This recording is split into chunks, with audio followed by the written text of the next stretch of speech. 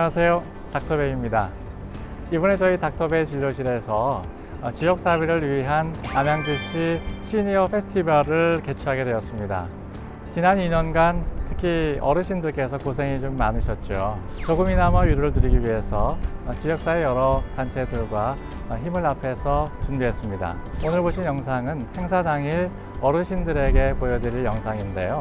그동안 만들어왔던 음식과 운동에 관한 영상들 중에서 하이라이트만을 모아봤습니다. 여러분들도 미리 한번 보시죠. 아주 좋은 내용입니다.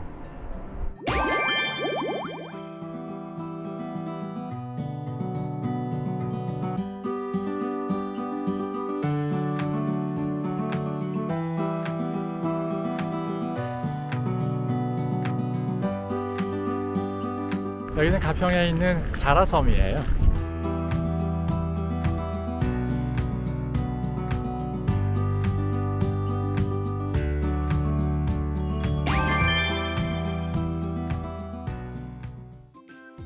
이제 100세 건강시대를 맞이하였습니다.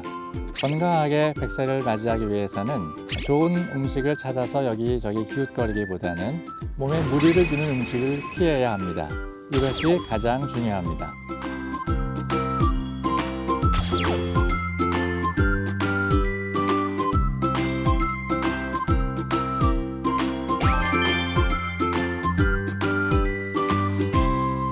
그래서 혈관 건강을 지키는 것이 우리의 건강을 지키는 것의 첫걸음이죠. 심장을 튼튼하게 하고 혈액을 맑게 하기 위해서는 식습관 개선이 필수적인데요. 특히 식사는 규칙적으로 되도록 싱겁게 먹는 습관을 길러야 합니다. 고혈압의 위험 요인인 소금 섭취를 최대한 줄여야 합니다. 가공식품의 경우 대개 소금과 인의 함유량이 높아서 적게 먹어야 합니다.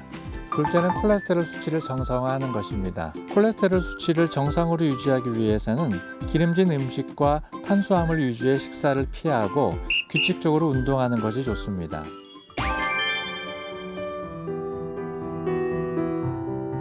일단 국민 공통 식생활 지침은 식생활 개선을 위한 9가지 수칙으로 만들어졌습니다. 그 첫 번째는 쌀, 잡곡, 채소, 과일, 우유, 유제품, 육류, 생선 등 다양한 식품을 섭취하자는 것입니다. 두 번째는 아침밥을 꼭 먹자는 것입니다. 세 번째는 과식을 피하고 활동량을 늘리자는 것입니다. 네 번째는 덜 짜게, 덜 달게, 덜 기름지게 먹자는 것입니다. 다섯 번째는 단 음료 대신 물을 충분히 마시자는 것입니다. 여섯 번째는 술자리를 피하자는 것입니다. 일곱 번째는 음식은 위생적으로 필요한 만큼만 조리하자는 것입니다.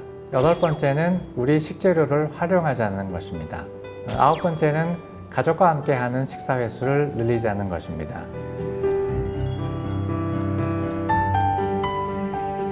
실제 식생활에서 쉽게 사용할 수 있도록 그림으로 표시한 것이 있는데요. 바로 식품 구성 자전거입니다. 식품 구성 자전거는 영양소를 골고루 섭취할 수 있도록 하루에 어떤 식품을 얼마나 먹어야 하는지 쉽게 알려주는 그림인데요.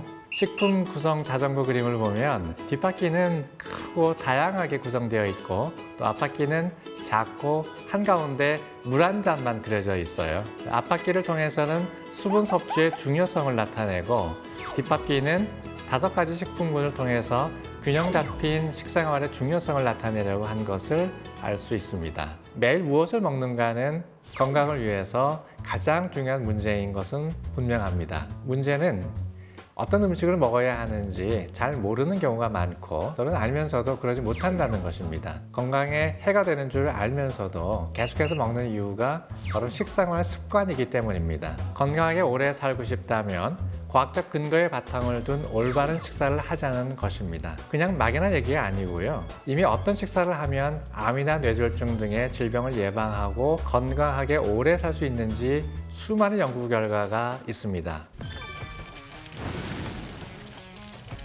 저는 우리가 식생활 습관을 결정하는데 식품과 성분 중 어디에 중점을 두는 것이 좋은지 자신의 신체적 환경에 맞춰서 고민해야 한다고 생각하는데요. 그러기 위해서는 먼저 귀에 솔깃한 식품 정보를 듣게 되면 우선적으로 의사와 상담을 해보고 섭취하기를 권유드립니다. 제발 먹어본 다음에 부작용 생기고 나서 찾아오지 마시고요.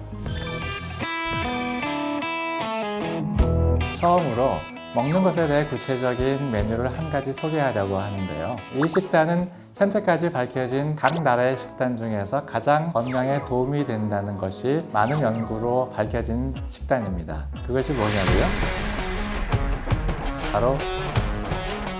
바로 지중해식 식단입니다. 지중해식 식단입니다.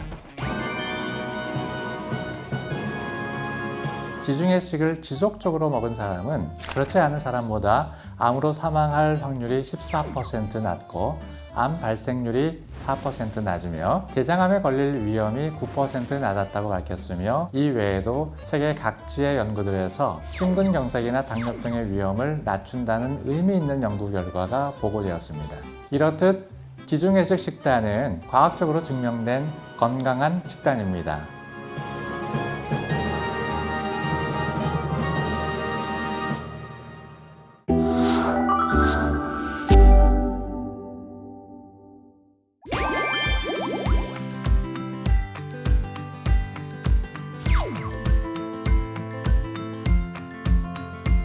작년에 잘 걷고 잘 사는 법에 대한 컨텐츠를 만들면서 제가 직접 남양주부터 강원도, 경상도, 그리고 울릉도까지 걸어보면서 걷기 운동의 중요성에 대한 얘기를 나눴었는데요.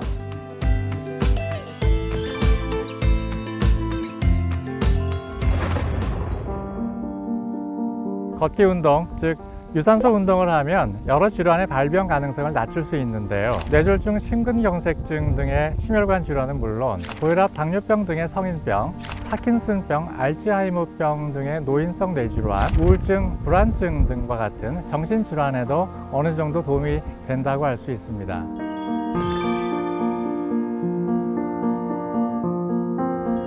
사람마다 걸음걸이가 다른 것처럼 자신에게 맞는 걸음걸이가 다른 것을 알고 계시죠? 걷기 가이드에 따르면 걷기의 종류에는 천천히 걷는 완보, 산책 걷기 산보, 빠르게 걷기 속보, 급하게 걷기 급보, 힘차게 걷기 강보, 경기 걷기 경보가 있는데 걷기 운동을 처음 시작하는 초보자의 경우에는 운동 강도가 30에서 40% 정도인 완보나 산보로 걷기를 하다가 점차 운동 강도를 높여서 40에서 70% 정도인 속보 또는 급보로 걷는 것이 효과적이라고 했습니다.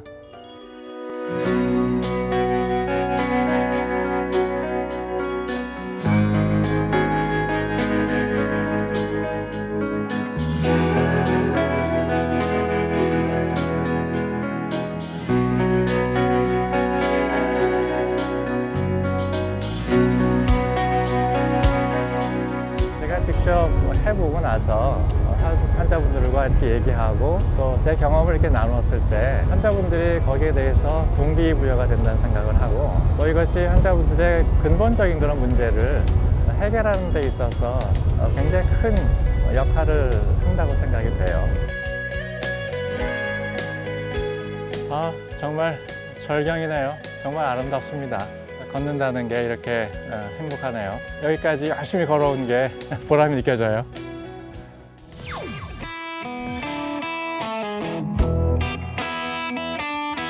일본 건강장수의료센터에서 실시한 연구에 의하면 치매 예방법 중 하나로 계산하며 걷기가 효과적이라는 근거가 밝혀졌다고 합니다. 치매 주요 원인으로 알려진 베타 아밀로이드라는 단백질이 있는데 이 단백질이 뇌에 쌓이는 것이 확인된 초기 경도 인지장애 환자를 대상으로 1년간 매일 1시간 동안 50에서 30뺄셈을 하며 걷게 했더니 뇌에 쌓이기 시작했던 베타 아밀로이드가 사라졌다고 합니다. 이런 연구 결과들을 보면 걷기 운동이 분명하게 우리 건강에 좋은 것임에는 틀림없는 것 같습니다.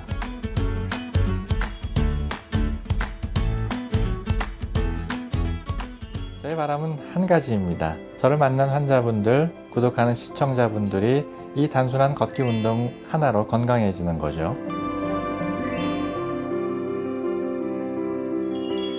규칙적인 유산소 운동은 의사가 환자들에게 권할 수 있는 최고의 예방법이자 치료법입니다. 바로 지금부터 시작하세요.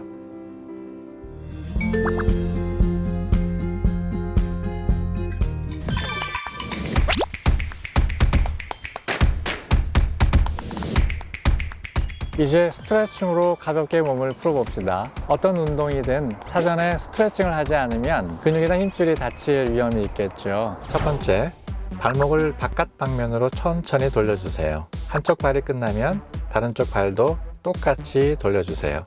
한 10바퀴 정도 충분히 돌려주시면 좋습니다.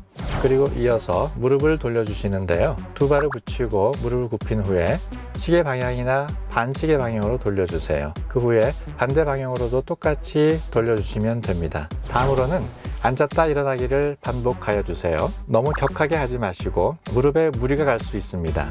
천천히 부드럽게 해주시면 됩니다. 또 한쪽 무릎을 굽혀서 가슴에 가깝게 들어 올리고 양손으로 무릎을 잡고 당겨주세요. 양발 다 이렇게 하시면 됩니다.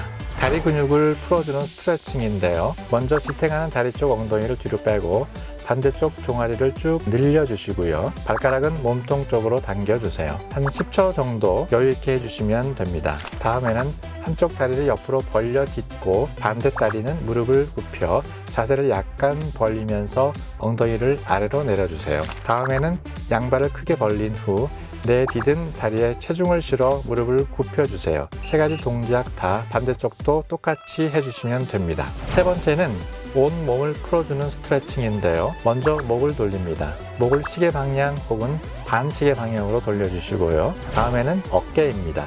양팔을 원을 그리듯이 어깨를 돌려주세요. 그리고 허리입니다. 양손을 허리에 대고 허리를 한쪽 방향으로 돌려주세요. 모든 동작은 반대 방향으로도 해주셔야 합니다.